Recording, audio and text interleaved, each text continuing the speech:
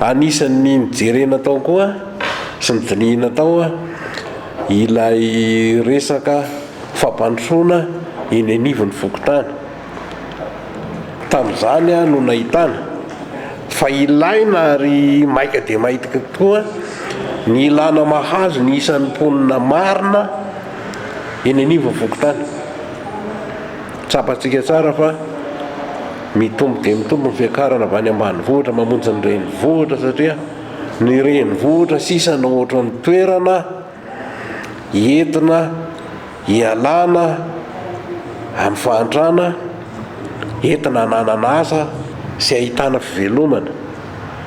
Koa ny isa izay ananantsika omaly mety tsy mitovy amin'ny androany intsony dia no heverina fa tokony ho atao akaika ny manarina ny fanisambahoaka eny anivon'ny vokotany, ary omena toromarika ny délégué sy ny tompona andraikitra rehetrarehetra, délégué ny ben'ny tanàna zany, solotena ben'ny tanàna eny atoerana, anatanteraka izany amin'ny fotoana fohy ary amin'ny fomba matotra dia matotra mba tsy hisian'ny fanisana diso indray any afara.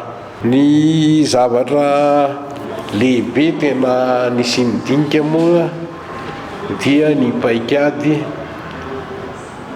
entina hampandrosoana ny tanànan'Antananarivo, ary nojerena tao ny sehatra rehetrarehetra voakasika izany. Marina fa misy ny mandringa, misy ny lesoka tsy maintsy tetenina, kanefa zany rehetrarehetra zany dia miainga amin'ny ataontsika hoe commission d'urbanisme sy plan d'urbanisme. Io commission d'urbanisme sy plan d'urbanisme io dia voalazan'ny lalàna velona ankehitriny io, ary ilaina dia ilaina tokoa mba ahafahana voalohany indrindra mampahafantatra ny fomba mangarahara ny paikady rehetrarehetra hitondrana hanatsarana ny tanàna.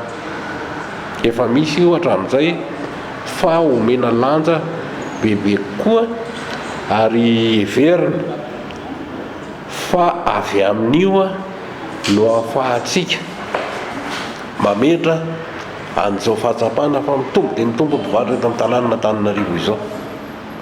Nefa aoko fantatsika tsara fa renivohitra Madagasikara tia, zany renivohitra zany misy fepetra isan-karazany ilaina, fa tsy natao toerana hivarotana fotsiny fa toerana koa ilaina hananana endrika mahatehotea na ilay ataontsika hoe esthétique urbaine.